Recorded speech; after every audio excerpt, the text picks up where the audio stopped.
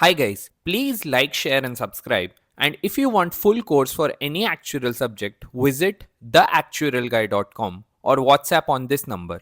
Thank you. Okay, so far we have talked about who are our stakeholders and who are the clients that we advise directly. Now we talk about what is the advice giving process. Okay, so the first step here is gathering information about the client. So before starting any analysis, the actuary must be fully briefed on the client.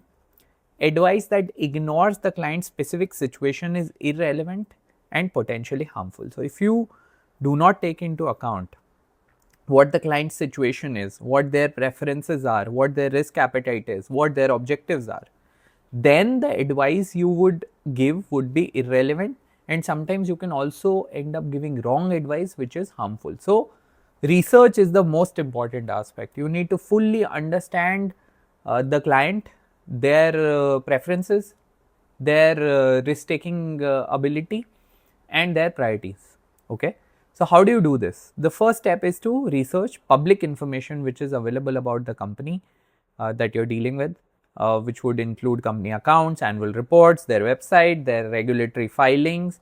This you ideally do even before you make the first contact, first client meeting you have in order to understand the problem. Before that, you build your context through public information. Okay, then you set up a pre-project meeting which fills gaps in the knowledge that you have gathered so far. It clarifies on the context that you have understood the problem properly. You shouldn't assume the client knows what you need to know. Okay, so you need to ask the specific questions of what you need to know.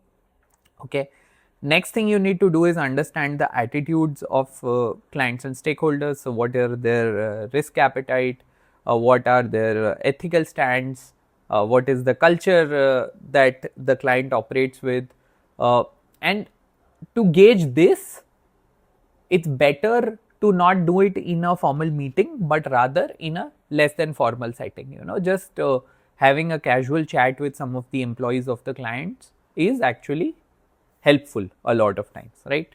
And then you have to check for conflicts. So could the advice that you're giving to the client conflict with another client's interest? And if it does, you need to disclose it to both the parties and you need to manage the risk implications, right? So all the conflict of interest need to be declared and managed. Okay, now let's talk about conflict of interest in a bit more detail. So when does a conflict of interest occur? It occurs when the actuary's advice to one client could be biased due to obligations to another client with opposing interests, right? So you see that often you can have clients who have opposing interests. You can also have a conflict of interest if the advice that you give and the consequences that it leads to can benefit or harm you personally in a certain way. Okay, so let's go through some real world example. The first one is advising both the vendor and the prospective buyer in a insurance merger or takeover. Okay, so one company is taking over another company and you are advising both of them. So obviously you have a conflict of interest because you want the merger to go through, you want to receive that fee from both the sides, and both the sides are your clients, right? So you can't be expected to be unbiased in terms of your evaluation and advice regarding the merger, right?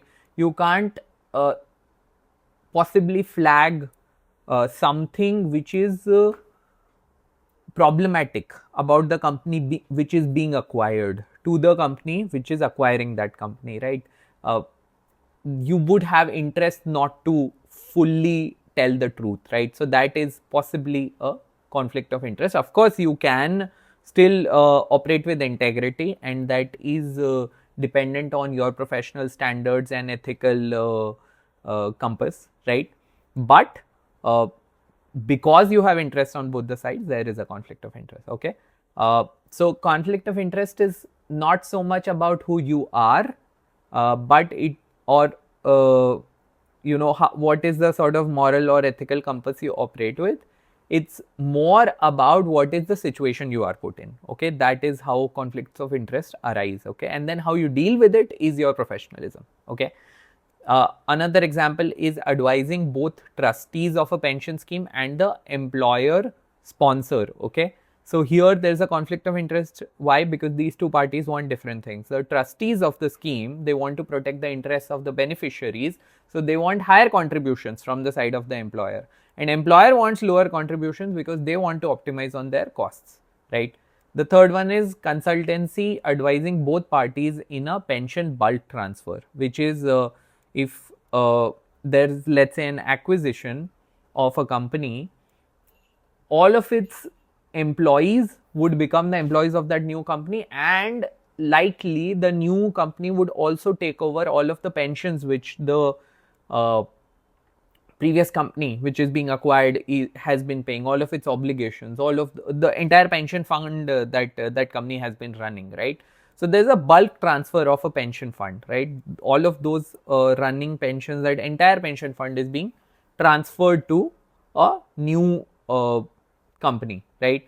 So if you are a scheme manager to both of them, if you are an actuary who's involved with the valuation of, right, both the companies pensions, right? So then you have a conflict of interest. Why? Because the acquiring company you are advising, right, which is taking over that pension fund, and you are also advising to the company who is transferring that pension fund, right? So you were involved with that pension fund earlier, so you cannot be objective in terms of your advice about it, right?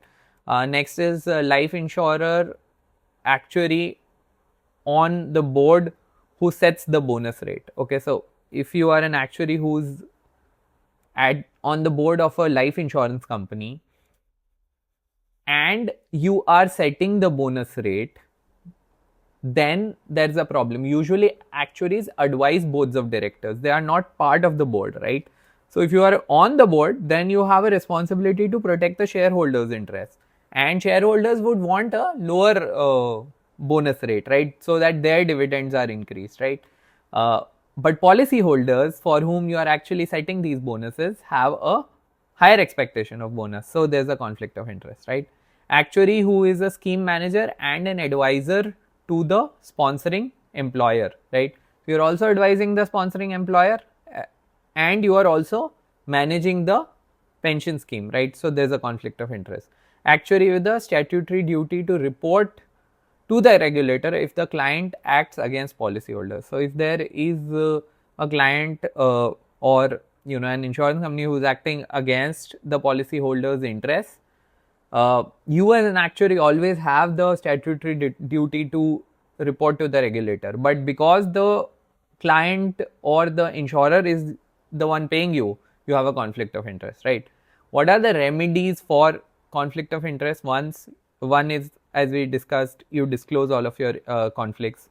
You put in place Chinese walls. What are Chinese walls? So let's say a firm is advising two competitors, okay, and essentially it is expected that the information from one competitor does not go to another, right, because they can take advantage of that, okay. So you ensure that within the same firm, that the firm which is advising, there is a wall in terms of the communication between separate teams, okay. That is, they do not share any information about their clients with each other, okay. So you maintain separate teams, you maintain separate data, and you restrict the communication in such a way that teams which are working in roles where the roles can be conflicting, the interests of their clients can be contravening, you ensure that they remain separate from each other through restricted communication, okay. So that is how you remedy conflict of interest. Now, that was one aspect of what you need to consider, conflict of interest. Another thing you must consider is attitude of clients, particularly in terms of their risk appetite. Now, risk appetite describes how much risk an organization is willing to take on. For corporate clients, it is driven by the risk appetite of their owners or shareholders, obviously. Now, how do you understand a client's risk appetite? You read the annual report and accounts risk appetite is often disclosed publicly. What is the general risk stance of the company? That can be indicated from the comments of the CEO, from the comments of the chief decision makers, right? You can figure it out if that company is looking for aggressive expansion and is very open to trying newer approaches and newer projects, or it is a company which believes strongly in continuing to operate the way it does, not stepping a lot outside its traditional domain and just repeating whatever it has been doing over years with minor optimizations. That is a risk averse company. So you can actually read about it and gauge from their annual reports. You can look for stated risk tolerance levels or limits by the company. You can identify the key risks that they highlight and their mitigation strategies. That can tell you about what their attitude is towards risk and how do they mitigate. You can hold an informal meeting at the client's premise and try to sort of gauge what their stance is on risk, right? So these are ways how you can understand the attitudes of clients, just by interacting with clients' employees or by reading publicly available information. Okay, now what are the main categories of risks when it comes to insurance, an insurance company, right? So these can be divided into 5 categories, and this is important from a exam point of view. Okay, there is market risk, credit risk, insurance risk, operational risk, and external risk. What is market risk? Market risk is any risk which is dependent on the market, demand and supply. Okay, asset prices fall, that's demand and supply market risk. Liquidity, basically meaning that you cannot liquidate your assets in time. When you expect to monetize your assets and convert it into cash because your liability is arising, then you're not able to, because you're not able to sell that asset and recover sufficient value from the market for that asset that you were expecting. That is a liquidity risk, that you have asset which has value but you can't liquidate it. Currency risk is basically you are dealing in foreign currency and your reinsurance is coming in a foreign currency, or any transaction that is dependent on foreign currency. Maybe you're insuring international shipments, right, and they're insured in dollars, right, but your currency rate, your domestic currency actually depreciates unfavorably towards you, right? So your claim amount in fact goes up, right? So any sort of risk which is associated with movements of currency is currency risk, right? Then you have credit risk. Credit risk is basically about counterparty default. So default by any debtors that you have, any asset defaults, right? Reinsurer's default. You raise a reinsurance claim, reinsurer does not pay up. That is a credit risk. Customers default on their premium payments. That is a credit risk, right? What is insurance risk? These risks are specific to the insurance business. The core risk that we make money out of in the insurance business: longevity, how long a person lives; mortality, when do they die; morbidity, when they fall sick or how long they become sick for; and lapses. Lapses mean that how often or how many people surrender their policies. Then there are operational risks. These are present in all businesses. Okay, risk of fraud. There is a risk of IT failure, cyber risk, right? Your software that you're using fails, and whatever vendor you're taking that services from, their software globally fails. Okay, that is a risk. Then there is HR risk, which is, let's say you're not able to find the right kind of talent that you're looking for, or let's say there is some sexual harassment allegation which can lead to a lot of reputational damage. So that is an HR risk. Okay, outsourcing risk. Let's say you set up a call center or outsource some of your operations, but that entity which has taken the outsourcing responsibility doesn't function properly. Let's say there is customer dissatisfaction because of the outsourced call centers operations, right? So that is an operational risk. Okay, finally you have external risks which are generally outside your span of control, and these just are external events such as catastrophes, which can lead to large amount of claims. Wars, again, large amount of claims can come in. Your business operations can be affected. Regulations and taxation. Government introduces a new regulation which cuts down your margins or increases your costs. Taxes increase significantly, which make your business model unprofitable, so on and so forth, right? So these are the key risks which exist within an insurance business. So let me quickly discuss this case study with you, which is what would be the factors that you would consider if you are giving investment advice to an individual customer. Okay, again, this is very useful in an exam question. So what are the factors that you would consider about a particular individual before you give them a financial or investment advice? Okay, so these are the three categories of information that you would need to check. First is financial situation. What is the amount they have available to invest?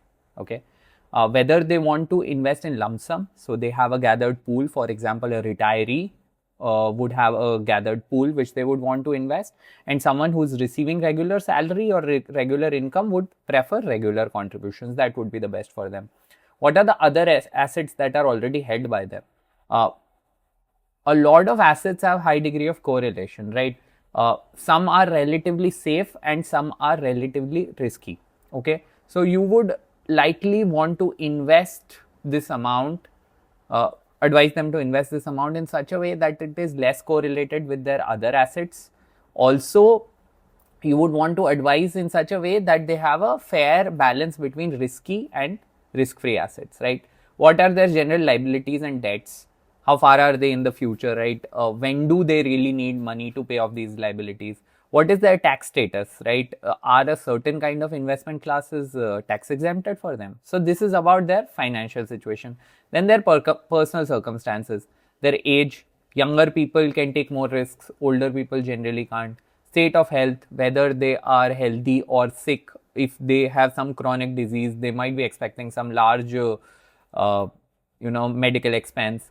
Do they have dependents, or they have some sort of inheritance plan in place? If there are dependents, the situation completely changes. You need to account for their financial needs as well. What is their need for liquidity? When will they need cash? How frequently do they need cash? How flexible do they want their investments to be? If they don't, then you can potentially invest in long-term risky assets where you can expect higher returns, right? Then finally, about their goals and preferences. Do they want they have short-term plans or long-term plans, right? Again, this is based on when their liabilities would arise, right? What is their general risk appetite like? This is a personal preference. What is the amount of investment control that they would desire, right? Would they want to manage their investments, or would they want that a professional does it? What are their specific objectives? Are they investing for retirement? Maybe they're gathering money for their marriage, for their house, buying a house, so on and so forth, right? So all of these factors need to be considered when you give someone investment advice. Okay, let's move on.